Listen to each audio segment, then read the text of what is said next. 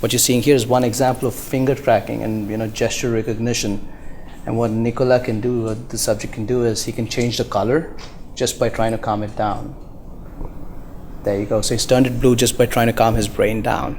So it's the industry's first experience where you can actually integrate your body and brain together with motion capture, with augmented reality, with virtual reality, enabling a whole new gameplay.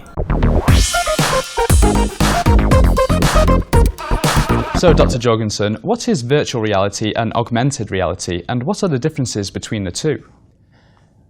The human being has always wanted to find something that brought us more and more into experiences, which is where the whole mass entertainment came from.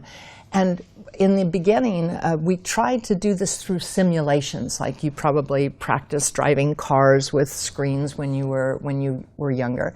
And as computer capacity developed, we were able to surround ourselves with computer-generated images that allowed us to be passive but in new environments. However, that's never enough, and we now want to go to where we are active players in the reality, where we can actually participate in things. And that's where augmented reality comes in, where the human becomes an active part of the process. The difference between how it's created is the computer-generated virtual reality can be done almost entirely within computer graphics. However, to create the augmented reality, you need a special kind of studio, and you're doing, which we see here, we're doing two things. Number one, we are photographing a reality that allows us to move through it, but then we are also giving our human player in it a chance to move as opposed to just witness, but to move around things and experience them. And that's opening up the world of entertainment in entire new ways. So how are these devices changing the way we consume media? Instead of watching a film or playing a game, will we be in the video or in the game? It's a totally different approach to what we want to see and how we want to see it.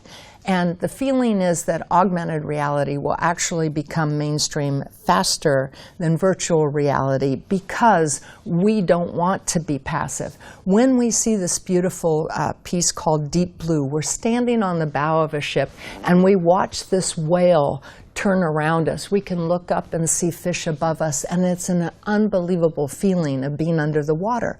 However, I have to stay there passively. What if I wanted to take off and swim through the water with the whale?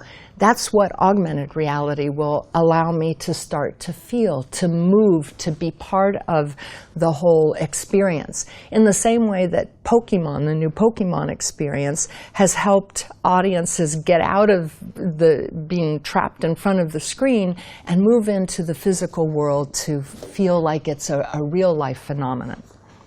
So will augmented reality outdate virtual reality? It's not going to be quite that simple as just one replacing the other, because both have very important components. It's very hard, as you saw with the green screen component, it's very hard to film the photographs for some of the augmented reality pieces. So there will be times when virtual reality generated images will stay important. And one of the things that we're seeing is, like with the HoloLens device that's been created, is kind of a hybrid form of a combining of augmented and virtual reality, which will be controlled by us in terms of gaze, how I move my head, gesture, I can move my finger to pull things towards me, and also voice. It can be voice operated. And this is approaching more and more the reality of our existence. So I think that's where it will go. Thank you, Dr. Jorgensen, for joining us in our studios today. Thank you for inviting me. And thank you at home for watching. If you like this interview, do click back because we have more programs like this. Goodbye for now.